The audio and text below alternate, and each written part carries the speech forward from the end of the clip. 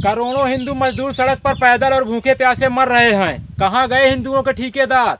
भगवाधारी भी इनकी मदद करने क्यों नहीं आ रहे? अब हिंदू खतरे में नहीं है क्या? अब हिंदू ही नहीं बल्कि हिंदू का परिवार, हिंदू के बच्चे, हिंदू की नौकरी, हिंदू की जान भी खतरे में है। जिस देश के मजदूर हजारों किलोमीटर पैदल चलकर अपने घर जा रहे हो, वहाँ का प्रधानमंत्री आत्मनिर्भरता का भाषण दे, उससे क्या उम्मीद करोगे? आज समझ में आया हमारे पूर्वजों ने 70 साल तक बीजेपी को वोट क्यों नहीं दिया।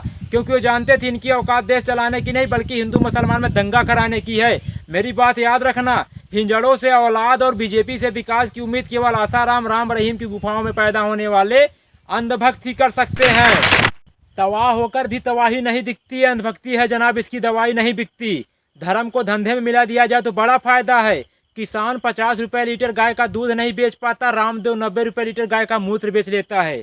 जिनको लगता है भाजपा समारोह की पार्टी है, सही है, क्योंकि सड़कों पर भूखे प्यासे रोते बिलखते मजदूर 90% दलित पिछड़े हैं। यही उनका मदद न मिल पाने का सबसे बड़ा कारण है। एक बात याद रखना, चाहे 16 मजदूर मरे, चाहे 16,000 मजदूर मरे, सरकार पर कोई प्रभाव नहीं पड़ेगा, क्योंकि सरकार पूंजीपतियों की है, गरीबों की नहीं।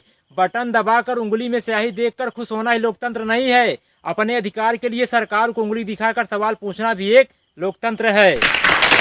रेलवे बिकेगा, एयर इंडिया बिकेगा, बिकेगा देश का कोना कोना। कोरोना से भी खतरनाक बीमारी है यारो अंधभक्त का होना।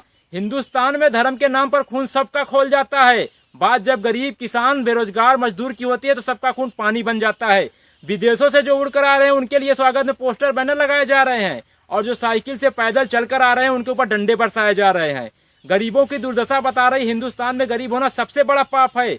एक बात याद रखना, दुनिया का विनाश किस कारण से होगा हमें पता नहीं, मगर हिंदुस्तान के विनाश के कारण घटिया नेता और बिकाऊ पत्रकार होंगे।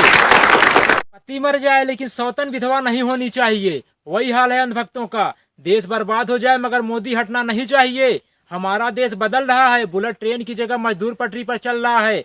जब वो जिंदा थे तो 2 रोटी तक देने की सरकार की औकात नहीं, आज मरने के बाद 5 लाख का मुआवजा कौन खाएगा? घर से निकले थे सपना पूरा करने के लिए, किसको पता था घर जाना भी सपना बन जाएगा। जब गरीब मजदूरों को पैदल सड़क हादसों में कुचल कर मरना ही है तो पीएम केयर फंड में मिला दान किस काम का?